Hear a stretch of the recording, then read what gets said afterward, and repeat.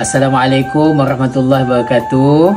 Waalaikumsalam warahmatullahi wabarakatuh. Abang Nek, sihat? Alhamdulillah sihat.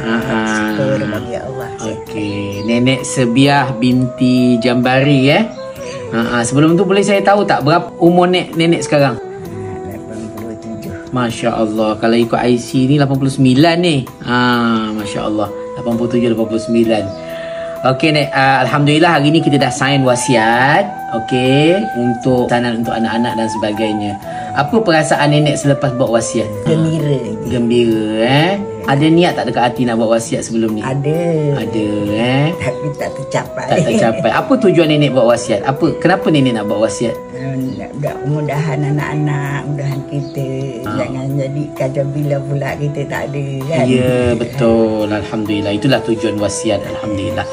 Dan saya doakan mudah-mudahan nenek dan arwah suami dahulu Allah Ta'ala kurniakan kebaikan yang banyak dan Allah Ta'ala beri ketenangan hingga ke akhir hayat dan meninggalkan keluarga yang anak-anak yang soleh dan solehah, insya-Allah. Amin ya rabbal alamin. Sama-sama. Assalamualaikum warahmatullahi Nenek wabarakatuh. pun terima kasih banyak-banyak. Ya, sama-sama.